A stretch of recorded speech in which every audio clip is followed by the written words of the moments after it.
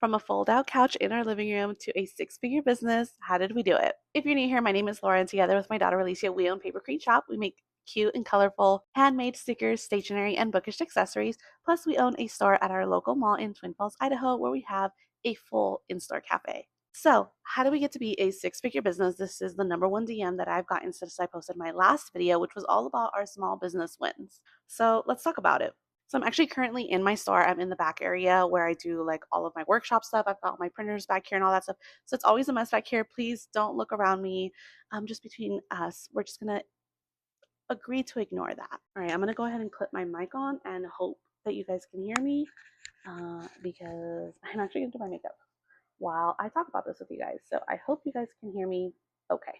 So first, let's talk about like non-tangible and non-calculable like streams of revenue, ways that we made more money that is difficult to quantify exactly how much more income this brought us. So number one is working every single day. I have not taken a day off in a long, long time, which isn't like the healthiest thing to do. I don't have a great work-life balance.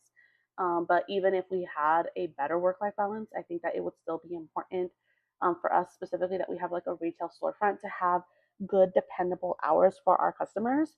And so we feel like having the store open more often than it's closed is obviously a big help, but also having like steady, consistent hours. So for example, we're part of like our mall. So we have to adhere to the mall's hours. So we are open from 10 to 8 during the week and on Saturdays. And then on Sundays, we are 11 to 6. We never stray from that. And the mall is actually only closed 3 days out of the entire year. We never ever stray from that. And I feel like it makes it so that people always know when we're open and they don't have to remember like special hours. We know a lot of businesses where their business model is to be open, you know, Mondays and Tuesdays, and maybe not Wednesdays and Thursdays, yes, but Fridays only until this hour, and maybe Saturday mornings with an appointment and close Sundays. And it's like that can be really hard to remember off the top of your head if you're like, oh, I wanted to go check this out. I wonder if they're open today. Like if you're always wondering if that place is open, then I feel like you're less likely to stop by. So we feel like having constant and dependable hours has been a big part of helping us to make good sales. Of course, with that comes us as the owners of our business actually working the store ourselves the majority of the time. It is tempting to just want to go home and rest and let the staff take care of the store. But if I did that, then I would spend all of my income on payroll, and I can't do that. So a lot of, making money is also saving money. We do a lot of the hours. I do probably the majority, but Alicia helps a lot, a lot, a lot. And so again, that is what has helped us reach six figures. Now with the showing up every day, and this has been kind of like our paper crane shop model is everything is figure outable. We just kind of do things and hope for the best and just improve on things every single day. So it's not just showing up, it's not just being here, it's showing up with a purpose and a cause and a plan and putting that plan to work and choosing, even if it's just one thing a day to improve on. And we feel like it makes it so that people that follow Paper Crane Shop and people that are excited about our brand are always excited to stop by and see what's new or what's changed or what do we have going on today, because they know that things are never perfect, but we are always like changing, improving, and bringing new things and better things to the store. Okay, so next is focusing on our it factor. So our shtick has always been that we make cute and colorful handmade stickers, stationery, and bookish accessories. But that's not exactly like the defining pillars of our brand. In reality, the pillars of our brand, I would say, are community, connection, and authenticity. And I feel like that is something that we are constantly trying to communicate to old fans, new fans, friends, family, everyone about our brand is that that's really what we're focused on. Yes, these are the things that we sell, but this is what we're building. And those are two very different things, but it's so important that they mesh well together. So I feel like that has allowed us to give something a little bit more real.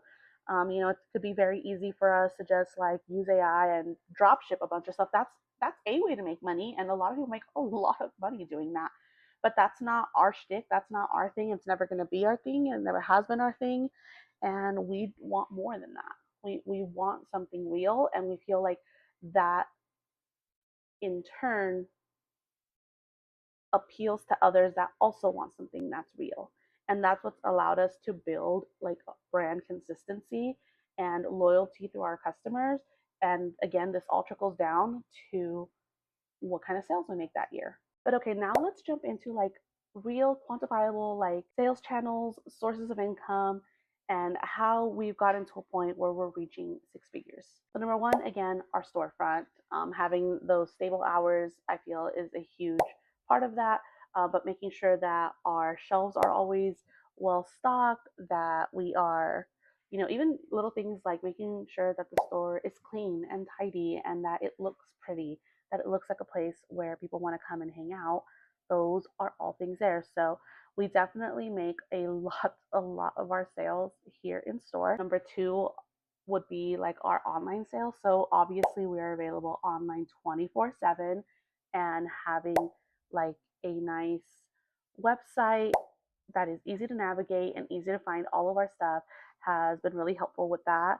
We also do like if you buy like a certain amount, then your shipping is free, so that also helps us to get like a higher average order value, which again is all very, very important to hit your sales goals. So next is markets. That's actually where Alicia and I got our start doing craft fairs, farmers markets, things of that sort. We have found what kind of events work for us and which ones don't. And something that we really focused on a lot on last year was kind of expanding the net and not just going to local events, but going further away. Like we are driving 2.5, sometimes 3 hours to go to different shows. And it just allows us to cast like a wider net for Paper Crane Shop and maybe like touch markets that we wouldn't have touched before or that we haven't reached yet because we are still a very small business. Social media is actually another very large source of income for us. We don't have a lot of followers on any of our platforms, but it is a very loyal following. And we have found that when we showcase new items and things of that sort, people are coming in and saying, "Oh my gosh, I saw your TikTok. I had to come in and get it," which is so exciting because again, we don't have a lot of followers. We've never had a viral video. It just hasn't been something that's taken off for us, but it works for us in our own way. So even though we have a very small following, we show up for them because they continue to show up for us. Another huge source of revenue for us is our online newsletter. You can sign up for it right on our website. Actually, when you go to our website, it'll pop up for you, or you can scroll all the way down, and there's a spot right there for you to enter your email to receive news and updates from Paper Crane Shop. I try not to bombard people with too many emails because I know I'm bombarded with emails, but I try to send like at least one a week.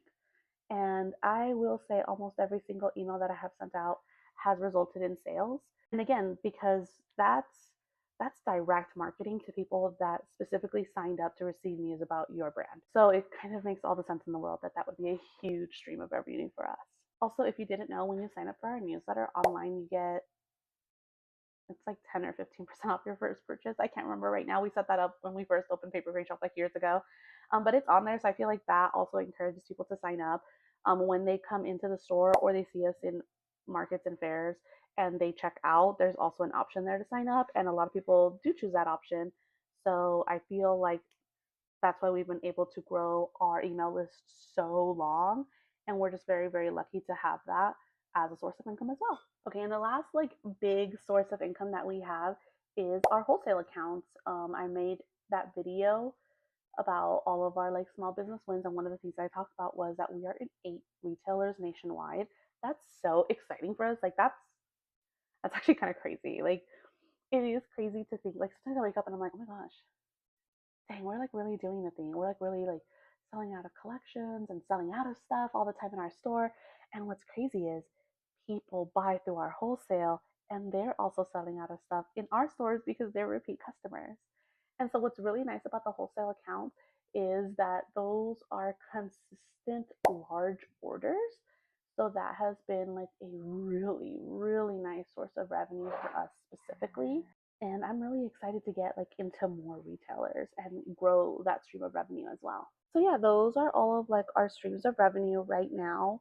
I have big goals for the future, and I feel like if you own a small business, you always have to be thinking of like how to make it bigger and better. So some of the things that I talked about in my last video was like goals for 2026. That if I can like reach all those goals, that will undeniably result in like bigger sales, right? Anyway, I mean, nothing is set in stone, and retail is very finicky. And again, we are a very small business, but who knows? Like, you never know how things might play out. And all I know is that these are things that have worked for us, and all we've known is growth. All we've had is growth, which has been very, very difficult to sustain, and it's definitely not sustainable long term. But we've been sustaining that growth for a few years now, and I'm just really excited to see what's going to happen next year and how much more we can grow. And hopefully, that also means we can grow into more streams of revenue. So, anyway, makeup is done. I have a million things that I still need to be doing today. And I don't know if you could hear like a little whirring in the background. All my printers are going. I have a million things going on, but it's just so exciting to know that I get to do this every day. Living the dream, you know. But yeah, let me know if there's anything that you want me to touch on, like in a more detailed sense, or if you want any other kinds of videos. But for now, just go ahead and like and subscribe, and I will catch you guys next time.